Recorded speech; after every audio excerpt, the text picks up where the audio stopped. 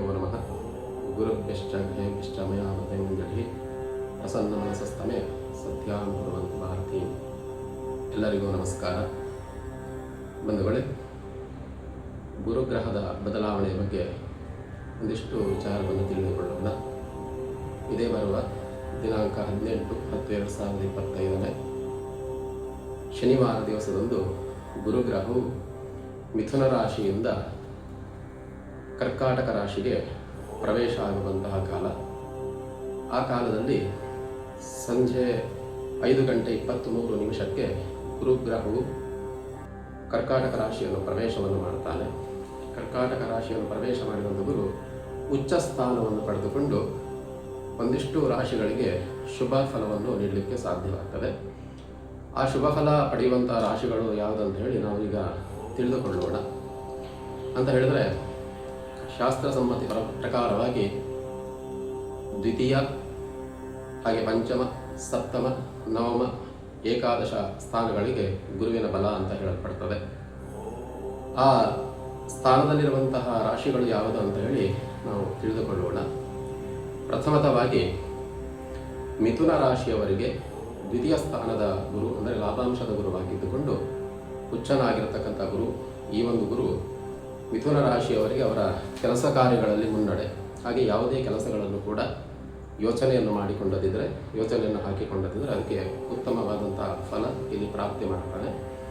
ಜೊತೆಯಲ್ಲಿ ಯಾವುದೇ ಒಂದು ಮಾತುಕತೆ ಇದ್ದರೂ ಕೂಡ ಆ ಮಾತುಕತೆಯಲ್ಲಿ ಇವರಿಗೆ ಶ್ರೇಷ್ಠವಾದಂತಹ ಒಂದು ಲಾಭಾಂಶವನ್ನು ತಂದುಕೊಡುವಂಥ ಯೋಚನೆ ಗುರುವಿನ ಅನುಗ್ರಹದಿಂದ ಪ್ರಾಪ್ತಿಯಾಗ್ತದೆ. ಹಾಗೆ ಇನ್ನು ಪಂಚಮ ಸ್ಥಾನದಲ್ಲಿರುವಂತಹ ರಾಶಿ ಯಾವುದು ಅಂತ ಹೇಳಿದ್ರೆ ಪಂಚಮದ ಗುರು ಮೀನರಾಶಿ.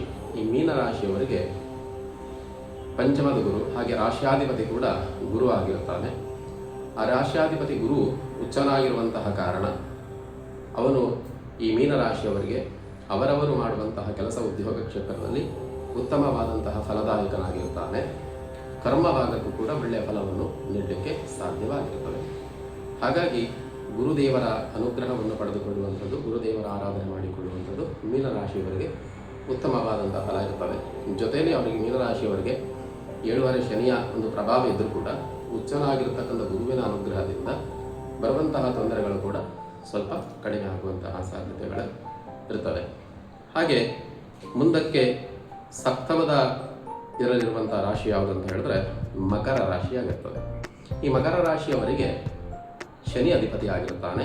ಶನಿ ಅಧಿಪತಿ ಆಗಿರುವಂತಹ ಈ ಮಕರ ರಾಶಿಯ ಗುರು ಸಪ್ತಮ ಭಾವದಲ್ಲಿ ವಿಶೇಷವಾದಂಥ ಉಚ್ಚನಾದಂತಹ ಸ್ಥಾನದಲ್ಲಿದ್ದಾನೆ. ಹಾಗೆ ಶನಿ ಕೂಡ ಗುರು ಮಿತ್ರನಾಗಿರುವಂತಹ ಒಂದು ಗ್ರಹ ಕೂಡ ಆಗಿರ್ತಾರೆ.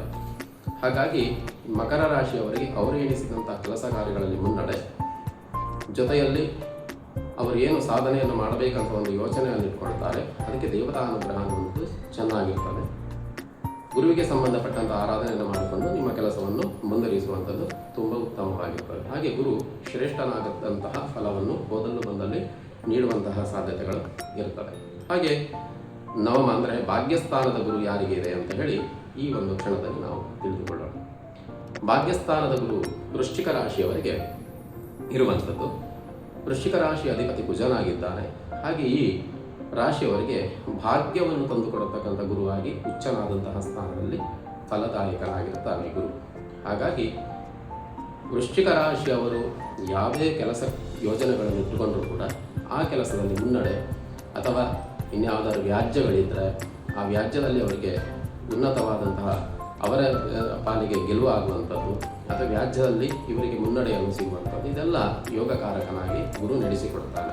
ಹಾಗೆ ಅವರ ಒಂದು ಏನು ವಿಶೇಷವಾದಂತಹ ಒಂದು ಯೋಜನೆಯನ್ನು ಇಟ್ಟುಕೊಂಡಿದ್ದಾರೆ, ಆಗದೇ ಇರುವಂಥ ಕೆಲಸ ಈ ಸಮಯದಲ್ಲಿ ಆಗಲಿಕ್ಕೆ ಹೆಚ್ಚಿನ ಅಂಶ ಸಾಧ್ಯವಾಗಿರುತ್ತದೆ.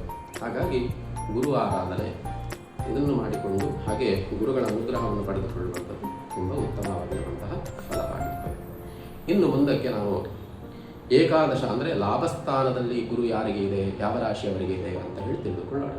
ಲಾಭಸ್ಥಾನದ ಗುರು ಇರುವಂಥದ್ದು ಕನ್ಯಾ ರಾಶಿಯವರಿಗೆ. ಈ ಕನ್ಯಾ ರಾಶಿಯವರಿಗೆ ರಾಶ್ಯಾಧಿಪತಿ ಬುಧನಾಗಿದ್ದಾನೆ. ಬುಧ ಅಂತ ಹೇಳಿದ್ರೆ ಬುದ್ಧಿಕಾರಕ ಅಂತ ಹೇಳುವಂತಹ ಗ್ರಹ. ಹಾಗೆ ಗುರು ಅಂತ ಹೇಳಿದ್ರೆ ಜ್ಞಾನಕಾರಕ ಅಂತ ಹೇಳುವಂಥದ್ದು. ಅಂದರೆ ನಮಗೆ ಜ್ಞಾನವನ್ನು ಸಂಪಾದನೆ ಮಾಡಬೇಕಾದ್ರೆ ಗುರುಗಳ ಅನುಗ್ರಹ ಅನ್ನುವಂಥದ್ದು, ಗುರು ಅನುಗ್ರಹ ಅನ್ನುವಂಥದ್ದು ಬಹಳ ಶ್ರೇಷ್ಠವಾಗಿರುವಂಥದ್ದು. ಈ ಕನ್ಯಾ ರಾಶಿಯವರಿಗೆ ಏಕಾದಶ ಅಂತ ಹೇಳಿದರೆ ಲಾಭಸ್ಥಾನದ ಗುರು ಆಗಿರುವಂಥ ಕಾರಣ ತಮ್ಮ ಜೀವನದಲ್ಲಿ ಯಾವುದೇ ರೀತಿಯ ಒಂದು ಕೆಲಸವನ್ನು ಸಾಧನೆ ಇಟ್ಕೊಂಡಿದ್ರೆ ಆ ಸಾಧನೆಯಲ್ಲಿ ಕೆಲಸದಲ್ಲಿ ಮುನ್ನಡೆ ಬರುವಂತಹ ಸಾಧ್ಯತೆಗಳಿರ್ತದೆ. ಜೊತೆಯಲ್ಲಿ ಆಗದೇ ಇರುವಂತಹ ಕೆಲಸವನ್ನು ಕೂಡ ಈ ಸಮಯದಲ್ಲಿ ಸಾಬೀತು ಮಾಡಿಕೊಳ್ಳುವಂತಹ ಸಾಧ್ಯತೆಗಳು ಕೂಡ ಇರ್ತದೆ.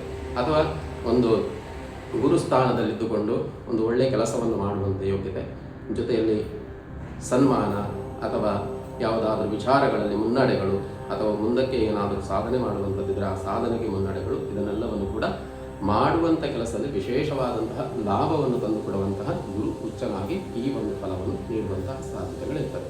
ಹಾಗಾಗಿ ಈ ಗುರುವಿನ ಅನುಗ್ರಹವನ್ನು ಪಡೆದುಕೊಂಡು ಗುರುವಿಗೆ ಸಂಬಂಧಪಟ್ಟಂಥ ಪೂಜಾ ಪುನಸ್ಕಾರ ಇತ್ಯಾದಿಗಳನ್ನು ಮಾಡಿಕೊಂಡು ಮುನ್ನಡೆಯೋದ್ರಿಂದ ಮುಂದಕ್ಕೆ ನಿಮ್ಮ ಜೀವನಕ್ಕೆ ಭವಿಷ್ಯಕ್ಕೆ ಉತ್ತಮವಾದಂಥ ಫಲವನ್ನು ದೇವರು ಅನುಗ್ರಹಿಸ್ತಾರೆ ಅಂತ ಹೇಳುತ್ತಾ, ಗುರುಗಳನ್ನು ನಾವು ಈ ಕಾಲದಲ್ಲಿ ಸ್ಮರಣೆಯನ್ನು ಮಾಡಿಕೊಂಡು ವೇದಾಂತ ಆಚಾರ್ಯಂ ಭಾಸ್ಕರಂ ಜ್ಞಾನಭಾಸ್ಕರಂ ಧರ್ಮ ಸಂಸ್ಥಾಪಿನಂ ಒಂದೇ ಕಾಳಹಸ್ತಂ ಜಗದ್ಗುರು ಅಂತ ಹೇಳುತ್ತಾ ಗುರುಗಳ ಪಾದಾರವಿಂದಕ್ಕೆ ನಮಸ್ಕಾರವನ್ನು ಮಾಡಿಕೊಳ್ಳುತ್ತಾ, ಬಂಧುಗಳೇ, ಎಲ್ಲ ರಾಶಿಯವರಿಗೂ ಕೂಡ ಅತ್ಯುತ್ತಮವಾದಂಥ ಫಲ ಇದ್ದೇ ಇರುತ್ತದೆ. 12 ರಾಶಿಗಳಿಗೂ ಕೂಡ ಒಂದೊಂದು ಫಲ ಅಂತ ಹೇಳಿ ರಾಶಿಯ ಒಂದು ವಿಶೇಷವಾದಂಥ ಫಲವನ್ನು ಹೇಳಲ್ಪಡ್ತದೆ. ಆ ನಿಟ್ಟಿನಲ್ಲಿ ಯಾರಿಗೆ ಗುರುಬಲ ಇಲ್ಲವೋ, ಆ ಗುರು ಅನುಗ್ರಹ ಇಲ್ಲವೋ ಅವರು ಚಿಂತೆಯನ್ನು ಮಾಡಲಿಕ್ಕಿಲ್ಲ. ಗುರು ಖಂಡಿತವಾದಂಥ ರೀತಿಯಲ್ಲಿ ಒಳ್ಳೆಯದನ್ನೇ ಬಯಸುವಂತಹ ಗ್ರಹ ಆಗಿರುತ್ತಾನೆ. ಆ ಗುರುವಿನ ಅನುಗ್ರಹ ಎಲ್ಲ ರಾಶಿಯವರಿಗೂ ಕೂಡ ಇರುತ್ತದೆ.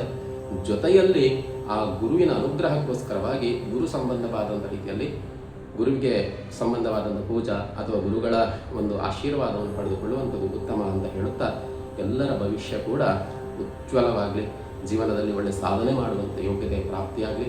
ಜೊತೆಯಲ್ಲಿ ದೀಪಾವಳಿಯ ದಿವಸಕ್ಕೆ ನಾವು ಮುಂದಾಗ್ತಿದ್ದೇವೆ. ದೀಪಾವಳಿಯ ಪೂರ್ಣ ಅನುಗ್ರಹ ಎಲ್ಲರಿಗೂ ಪ್ರಾಪ್ತಿಯಾಗಿ ಯಾರೇ ಜೀವನದಲ್ಲಿ ಕತ್ತಲಿದ್ರೂ ಕೂಡ ಅದೆಲ್ಲ ಪರಿಹಾರವಾಗಿ ಬೆಳಕಿನೆಡೆಗೆ ಭಗವಂತ ಅನುಗ್ರಹ ಮಾಡಲಿ ಅಂತ ಹೇಳಿ, ಈ ಗುರು ಬದಲಾವಣೆ ಆಗ್ತಕ್ಕಂಥ ಗುರು 48 ದಿವಸಗಳ ಕಾಲ ಒಂದೇ ರಾಶಿಯಲ್ಲಿ ಇರ್ತಾನೆ ಅಂತ ಹೇಳಿದ್ರೆ ಕರ್ಕಾಟಕ ರಾಶಿಯಲ್ಲಿ ಇರ್ತಾನೆ. ತದನಂತರದಲ್ಲಿ ಡಿಸೆಂಬರ್ 5ನೇ ತಾರೀಕಿನ ದಿವಸದಲ್ಲಿ 7:27 ಸರಿಯಾಗಿ ವಕ್ರಗತಿಯಿಂದ ಪುನಃ ಮಿಥುನ ರಾಶಿಯನ್ನು ಅವನು ಸೇರ್ತಾನೆ. ಅವಾಗ ಈ ರಾಶಿ ಅವರಿಗೆ ಗುರುಬಲದ ಇದು ಕಳೆದುಕೊಳ್ತದೆ. ಮುಂದಿನ ಬೇರೆ ರಾಶಿಯವರಿಗೆ ಗುರುಬಲ ಇರ್ತದೆ. ಮುಂದಿನ ನಾವು ಸಂಚಿಕೆಯಲ್ಲಿ ನೋಡೋಣ. ಎಲ್ಲರಿಗೂ ನಮಸ್ಕಾರ, ಶುಭಂ ಭೂಯಾತ್. ಎಲ್ಲರಿಗೂ ಕೂಡ ಭಗವಂತ ಒಳ್ಳೆಯದು ಮಾಡಲಿ ಅಂತ ಹೇಳಿ ಹಾರೈಸುತ್ತಾ ನಮ್ಮ ಮಾತನ್ನು ಮುಗಿಸ್ತೇನೆ. ಬಸವ ಬ್ರಹ್ಮಾರ್ಪಣ.